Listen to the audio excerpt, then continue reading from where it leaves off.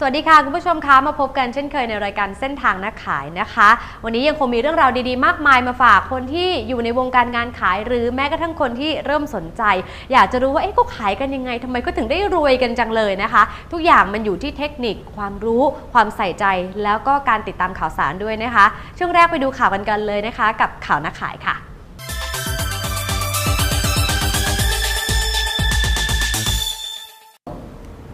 ช่วงวิเคราะห์จุดขายค่ะคุณผู้ชมคะวันนี้นะคะเราก็ยังคงอยู่ที่สตูดิโอห้องส่งของเรานะคะเพราะว่าเราต้องการที่จะต้อนรับแขกที่มาเยือนค่ะนอกจากสวัสดีปีใหม่กันแล้วต้องบอกว่ายังไม่สายนะคะเพราะว่าเราก็อยากที่จะให้หลายๆท่านเนี่ยนะคะประสบความสำเร็จต้องอวยพรกันอย่างต่อเนื่องรวมไปถึงท่านก็อวยพรให้กับเราด้วยนะคะเป็นนิมิตหมายที่ดีค่ะของการทำธุรกิจโดยเฉพาะวันนี้ธุรกิจที่เกี่ยวข้องกับสุขภาพเรื่องของความงามการแข่งขันสูงมากแต่ทำไมบริษัทเครือข่าย1บริษัทค่ะสามารถฟันฝ่าอุปสรรคต่างๆยอดขายทะลุนะคะหรือว่าจะเป็นจำนวนตัวแทนนี่ก็ทะลุได้อย่างรวดเร็วมากๆเดี๋ยวเรามาคุยกันนะคะกลยุทธ์เป็นอย่างไรบ้างค่ะตอนนี้นะคะดิฉันนั่งอยู่กับท่านประธานเจ้าหน้าที่บริหารของบริษัท Success More Being จำกัดคุณนพกฤษนิธิเลิศวิจิตรนะคะสวัสดีค่ะสวัสดีครับคุณปูครับที่พูดเมื่อกี้ไม่เวอร์ว่ายอดขายก็ทะลุนะคะจำนวนตัวแทนนี่เดี๋ยวต้องฟังแล้วจะตกใจนะคะแป๊บเดียวจะเกือบจะ50 คนแล้วนะคะเล่าให้ฟังหน่อยย้อนของปี59เป็นไงบ้างผลประกอบการถ้าพูดถึงเป็นนักเรียนเนี่ยถือว่าเป็นนักเรียนที่สอบผ่านแค่ผ่านหรอได้คะแนนดีเยี่ยมเลยได้แบบเกรดนิยมอะไรอย่างเงี้ยใช่ครับตั้งเป้าไว้ 1,800 ล้านผลประกอบการมาจริงเนี่ยที่ 2,100 กว่าเกินเป้าหมายมาถึง 19% ในขณะที่ถ้าเทียบกับปีก่อนหน้านะครับปี58เนี่ยเรายอดธุรกิจอยู่ที่ 1,300 ล้านแต่ปีนี้ 2,100 กว่าโตขึ้นมา60กว่า%เลยนะครับในส่วนของจำนวนสมาชิกที่อยู่ในระบบของ Success More เนี่ยเพิ่มขึ้นมาเป็น 480,000 คนจาก 200,000 กว่าคน 200,000 กว่าคนนี่คือใช้เวลา 200,000 กว่าคนนี่สะสมมา3 ปีแต่ว่าปีที่4นี้เบิ้ลทีเดียวอีก 200,000 กว่าทำไมมันถึงเร็วก้าวกระโดดขนาดนั้นใช่ครับเพราะว่าพอธุรกิจเครือข่ายพอมันมีโมเมนตัมเกิดเนี่ยการขยายการเติบโตมันก็จะทวีคูณมันไม่ใช่เป็นคณิตศาสตร์เชิงบวกละแต่เป็นคณิตศาสตร์เชิงยกกำลังนี่คือพลังเครือข่ายที่แท้จริงนะครับนี่ก็คือเหตุผลว่าทำไมถึงเติบโตรวดเร็วแต่ก็ไม่ใช่ว่าเครือข่ายจะสำเร็จทุกเครือข่ายนะคะบางเครือข่ายก็มาแป๊บเดียวแล้วก็ไปเหมือนกันใช่ครับของเรามีจุดแตกต่างแน่นอนครับว่าในโลกนี้เนี่ยทุกๆอาชีพทุกๆธุรกิจมันก็มีคนเข้ามาเปิดแล้วก็สำเร็จก็มีล้มเหลวนะมันเป็นสัดส่วนโดยธรรมชาติในธุรกิจเครือข่ายก็เช่นเดียวกันอย่างที่ซักทมอประสบความสำเร็จได้เนี่ยเพราะจุดหลักๆที่สำคัญก็คือเราเป็นคนเข้าใจเกมในการแข่งขันเข้าใจเกมในการเอาชนะใจของผู้บริโภคในตลาดนะครับเรารู้ว่าปีที่ผ่านมาเนี่ยเศรษฐกิจมันฝืดเคืองมากเลยกำลังใจของผู้คนก็จะถดถอยเมื่อความยากข้างนอกมันมีเนี่ยเราก็ต้องมาเตรียมข้างในเบิ้ลขึ้นหลายเท่าเมื่อเทียบกับถนนที่ดีเนี่ยเมื่อถนนไม่ดีเราต้องเตรียมรถเราให้พร้อมนะครับโดยที่ผ่านมาเนี่ยเตรียม4เรื่องหลักๆเพื่อเอาชนะใจคนให้ได้เรื่องที่1เป็นเรื่องของการเตรียมคุณค่าที่เราส่งมอบให้กับผู้คนแน่นอนว่ามีเราอยู่เนี่ยเราไม่ได้มาเพื่อทำเงินแต่เรามาเพื่อส่งมอบคุณค่าให้กับผู้คน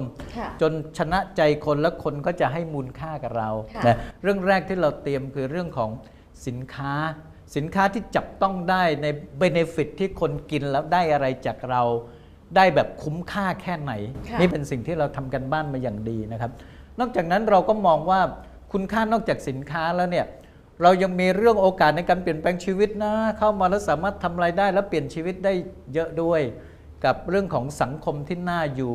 เราจะเป็นกลุ่มคนที่เติมพลังใจให้กระชุ่มกระชวยในแต่ละวันนะครับเรื่องของสถานที่ในการพัฒนาตนเองถ้าเข้ามาแล้วที่นี่จะมีคุณค่าพัฒนาตนเองให้ด้วยจากนั้นเป็นเรื่องคุณค่าในเรื่องรางวัลชีวิตเป็นไลฟ์สไตล์พอประสบความสำเร็จระดับหนึ่งมีโอกาสได้ไปท่องเที่ยวเมืองนอกด้วยนะแต่บริษัทจัดงบให้พิเศษนี่เป็นคุณค่าที่เราส่งมอบให้เมื่อเราเตรียมคุณค่าพร้อมอย่างเดียวนี่มันยังไม่พอเราต้องเตรียมอีก3เรื่อง1คือ ให้ความรู้คน ค่ะ ให้คนมีความรู้ว่าคุณค่าเราเป็นแบบนี้ แล้วเวลาไปส่งมอบข้างนอกจะต้องส่งมอบด้วยอารมณ์ไหนความจริงใจแบบไหนนะครับเมื่อมีความรู้แล้ว เรามีวิธีส่งพลังให้คนด้วย เพราะสุดท้ายคนเป็นพาหะในการนำคุณค่าไปมอบให้กับผู้อื่น ถ้าเซ็งๆทั้งวันเจอกับภาวะเศรษฐกิจแล้วถอนหายใจไม่ไหวแล้วไม่ไหวแล้ว ก็ไม่สามารถส่งมอบอะไรได้ เราก็ใส่พลังให้กับผู้คนกระชุ่มกระชวยตลอดนะครับ เรื่องที่ 3 ที่ทำเพิ่มคือ เรามีฟังก์ชันงาน มีระบบการสื่อสาร เพื่อให้คนสามารถใช้ทั้งความรู้และเติมพลังในการไปส่งมอบสิ่งดีๆ ที่เราเตรียมไว้ให้นี่คือสิ่งที่เราชนะเมื่อปีที่ผ่านมาครับ นะคะคือไม่ว่าข้างนอกบ้านจะเป็นยังไง ใช่แล้ว จริงๆเราก็อยู่ในสังคมเดียวกันประเทศเดียวกันสภาพเศรษฐกิจเหมือนกัน ครับ แต่เราแข็งแรงเพราะข้างในเรา ใช่ แข็งนั่นเอง ยิ่งข้างนอกยากเรายิ่งต้องแข็งแรง เหมือนยิ่งถนนขับยากสมาธิในการขับยิ่งต้องดีนะแต่ถ้าใจลอยๆเหมือนภาวะปกติรับรองว่าตกเหวได้ นี่แหละมาชนะกันตรงนี้ ใช่ครับเฉือนกันตรงนี้ ใช่ครับ ที่ฟังเนี่ยใส่ใจเรื่องของคุณภาพของคนมากเลย แน่นอน ทำไมถึงเน้นตรงนี้เป็นพิเศษ เพราะจริงๆแล้วเนี่ยธุรกิจของเราเนี่ยมันเป็นธุรกิจเปลี่ยนแปลงชีวิตผู้คนด้วยเครือข่าย ค่ะ เราเกี่ยวข้องกับคน แล้วสินค้าตัวสำคัญที่เราสร้างให้กับโลกใบนี้ก็คือการพัฒนาคน ค่ะ เพราะเมื่อรู้ว่าคนไปอยู่ร่วมกับคน ด้วยสภาวะจิตที่ดี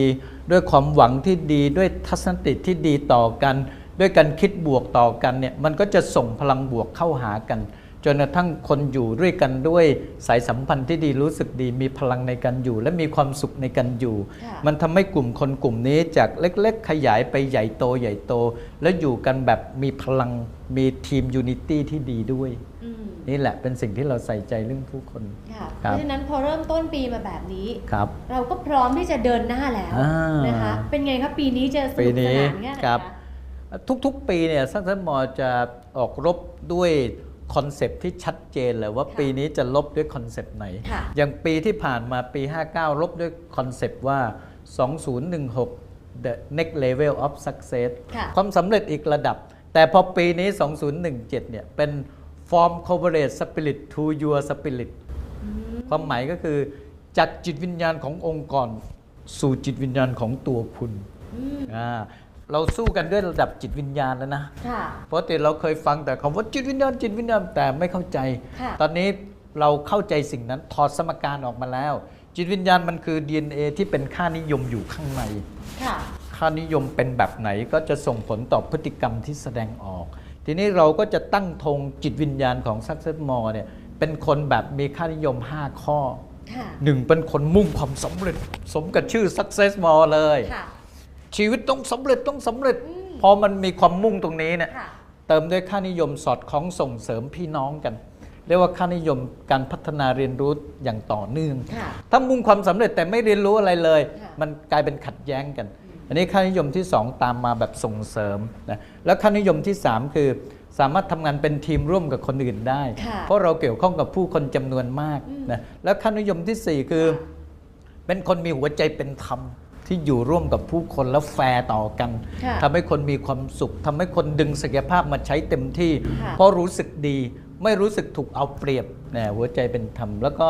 ค่านิยมข้อที่ 5 ก็คือ เป็นคนมีหัวใจแบ่งปัน เมื่อเราสร้างชีวิตไปด้วย เราก็เจียดบางส่วนไปแบ่งปันให้กับสังคมให้กับผู้ยากไร้กว่า ค่ะ นี่คือ DNA จิตวิญญาณของความเป็นองค์กร Success More ค่ะ ที่เริ่มมาจากเราสองคนคือผมกับหมอสิทธวี ค่ะ นะครับพอเป็นอย่างนี้คนที่เข้ามาเกี่ยวข้องกับเราเนี่ยเราก็จะใส่ค่านิยม 5 ข้อนี้เข้าไป ค่ะ แล้วให้เขาเป็นตัวแทนแบรนด์ของเราในตลาดข้างนอกพอไปไหนคนจะดูออกเลยว่าโอ้ยคนนี้เป็นคนมุ่งความสำเร็จเป็นคนรักเรียนรู้ เป็นคนมีหัวใจเป็นธรรมเป็นคนที่อยู่กับคนเป็นทีมเวิร์กได้ แล้วเป็นคนที่มีหัวใจเป็นผู้ให้เขาจะแปลออกนะ ค่ะ พอแปลออกนี่เรามั่นใจแล้วว่าตัวแทนพวกนี้จะขยายตัวและดึงดูดคนที่ต้องการเป็นคนสายพันธุ์นี้เข้ามานี่แหละเป็นทีเด็ด พร้อมกับออกกลยุทธ์สู้ด้วย 5 กลยุทธ์ด้วยกัน ค่ะ 1 คือสร้างแบรนด์แห่งจิตวิญญาณที่ผมพูดมา ค่ะ นะครับ 2 สนับสนุนให้เกิดความสำเร็จและการเติบโตที่ยั่งยืน ค่ะ นะครับ 3 เป็นเรื่องราวเกี่ยวกับการสร้างสายสัมพันธ์และประสบการณ์ที่ดีให้กับสมาชิกของเรานะครับ4เป็นเรื่องของการสร้างวัฒนธรรมองค์กรที่ส่งเสริมความสำเร็จแล้วก็5ยกระดับความเป็นมืออาชีพของทั้งพนักงานแล้วก็นักธุรกิจของเราเนี่ยกลยุทธ์5ข้อนี้กลยุทธ์หลักเรียกว่าจัดเต็มใช่ครับจัดเต็มเท่าที่ฟังพลังมาบวกเยอะมากเลยนะคะใช่ครับถ้าเกิดว่าตัวแทนเห็นชัดลูกค้าเห็นนะใช่ครับแล้วเราก็คุยกับพี่น้องนักธุรกิจสมาชิกของเราเพื่อทำความเข้าใจกลยุทธ์กับปีของ Corporate Spirit to Your Spirit เนี่ยทำมา3 เดือนละก่อนที่จะถึงปีใหม่เนี่ยเรียกว่าเตรียมพร้อมตั้งแต่ปีที่แล้วเลยนะครับงั้นเดี๋ยวพักกันก่อนไหมไหนไม่หลุดแล้วนะคะเพราะว่าเดี๋ยวจะกลับมาคุยกันต่อนะคะเพราะว่าจริงๆแล้วยังมีเรื่องราวรายละเอียดอีกมากมายทีเดียวที่ทำให้ Success Mall เนี่ยนะคะเดินมาถึงจุดนี้ได้อย่างรวดเร็วแล้วก็ที่สำคัญPocketbook ด้วยใช่ครับแล้วคนรออยู่เมื่อไหร่อีกเล่มนึงจะออกมีทีเด็ดอีกเยอะเลยอย่าเพิ่งไปไหนนะครับ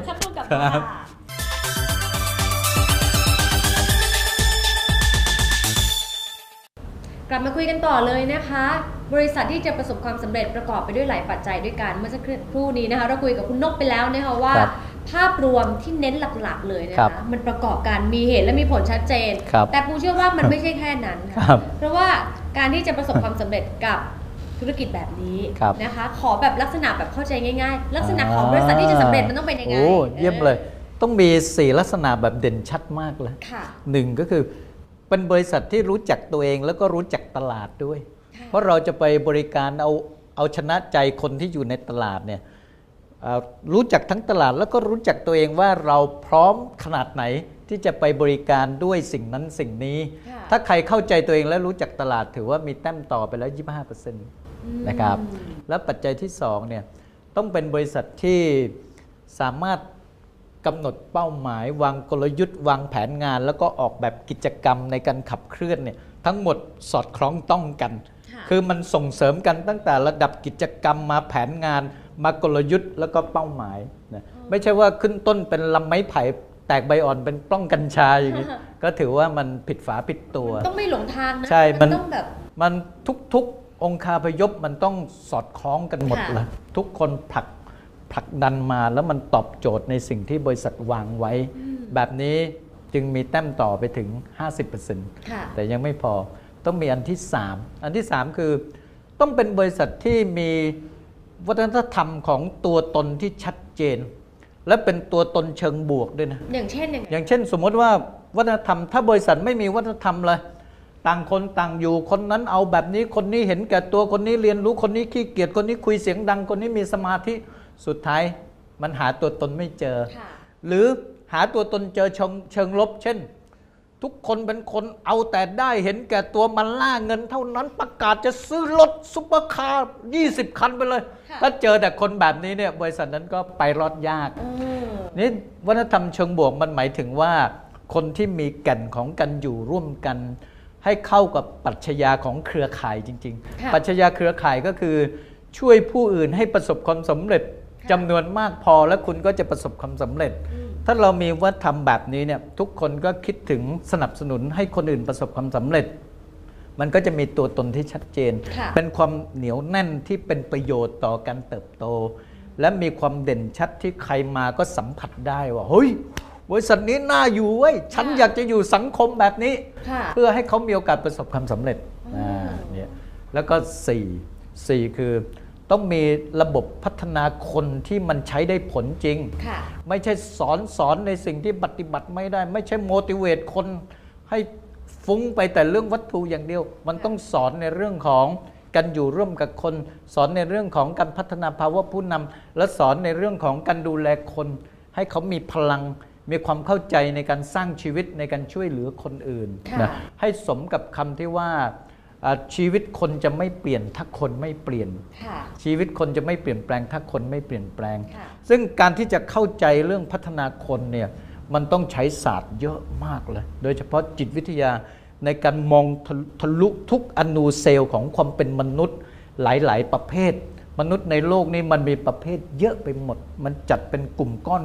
นเนี่ยเราจะออกแบบยังไงเพื่อพัฒนาเขาได้นะนั้นต้องมี4เรื่องนี้ที่เจ๋งๆก็จะประสบความสำเร็จได้ใช่แต่ว่าฟังดูแล้วมันก็ไม่ง่ายนะคะที่จะทำให้บริษัทไหนเนี่ยมันชัดได้ทั้ง4องค์ประกอบของภาพยนตร์นี้อย่างคุณนพเองเนี่ยสามารถทำได้ร่วมกับคุณหมอนะคะช่วยกันอยากให้บอกเลยได้ไหมว่าทำไมคุณนพถึงมีความเชี่ยวชาญด้านนี้เป็นพิเศษการเข้าสู่เครือข่ายแล้วมาถึงจุดนี้ใช่ครับคือการที่เราจะทำอะไรได้เนี่ยสิ่งนั้นเราเรียกว่าความสามารถหลักเรามีอะไรนะความสามารถหลักนี้สำคัญมากอย่างผมซึ่งเป็น CEO ในวันนี้เนี่ยผมสะสมความสามารถหลักมาหลายด้านไม่ว่าจะเป็นด้านการบริหารซึ่งอยู่ในหมวกของนักบริหารมืออาชีพมาก่อนแล้วก็จบแบ็คกราวด์ระดับ MBA จากนิด้านะครับจากนั้นผมมีประสบการณ์ในการเป็นนักธุรกิจพาร์ทไทม์แบบเครือข่ายเนี่ยมา10 กว่าปีเป็นนักฝึกอบรมมาอีก20 กว่าปีแล้วก็จบศาสตร์ภาวะผู้นำจบศาสตร์การสื่อสารจบศาสตร์มาสเตอร์ NLP เอาทั้งหมดเนี่ยมาอินทิเกรตมันเหมือนเป็นอีกวิชาหนึ่งที่มันแอดวานซ์กว่าเฉพาะศาสตร์ MBA ในการบริหารอย่างเดียวก็เอามาออกแบบจับมือกับพลังของหมอสิทธวีนะจากความสามารถตรงนี้เนี่ยเราใส่ให้กับทีมบริหารของบริษัททุกๆคนมีการอบรมคุยแนวคิดมีการประชุมสอนโค้ชชิ่งอะไรต่างๆจนกระทั่งจากความสามารถต้นตอเนี่ยส่งไปเป็นความสามารถของทีมบริหารจนกลายเป็นความสามารถหลักขององค์กรที่มีความสามารถหลักในเรื่องของจิตวิทยามวลชนผู้คนความสามารถในเรื่องการตลาดกลยุทธ์ความสามารถในเรื่องการบริหารการเงินความสามารถในเรื่องของการออกแบบผลิตภัณฑ์ต่างๆแล้วความสามารถในการพัฒนาคนความสามารถในการที่จะเป็นศูนย์รวมของการสร้างความเชื่อให้กับทุกคนที่เกี่ยวข้องว่าชีวิตเขาเปลี่ยนได้ถ้าเขาใช่และบริษัทซักเซมอลเป็นเครื่องมือที่ใช่สำหรับการเลือกจับคู่กับชีวิตเขาเพื่อเปลี่ยนแปลงนี่เป็นทั้งหมดที่เราหล่อหลอมมาเพราะฉะนั้นคือต้องเริ่มจากเฮดก่อนเฮดต้องเข้าใจแน่นอนครับแน่นอนครับถึงจะมาถ่ายทอดได้ถูกต้องถึงจะถ่ายทอด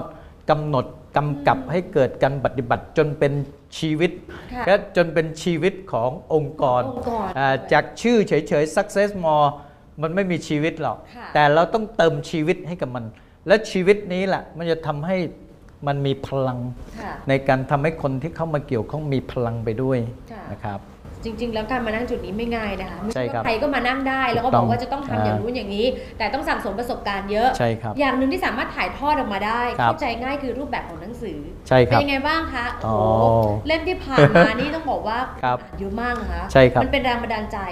เล่มใหม่ค่ะเมื่อไหร่คะเมื่อไหร่พูดถึงเล่มแรกก่อนนะบ่อยเงินร้อยสู่บอสพันล้านเนี่ยพวกพิมพ์ไปครั้งที่8ละนะครับขายไป 40,000 กว่าเล่มนะครับผมก็ออกเล่ม2ในเดือนมีนาที่งานสัปดาห์หนังสือนะครับชื่อหนังสือว่า Millionaire Power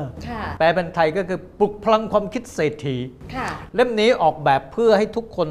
สามารถอ่านเหมือนจิบกาแฟทุกเช้าอ่านวันละหน้า2 หน้าสิ่งที่ได้ก็คือ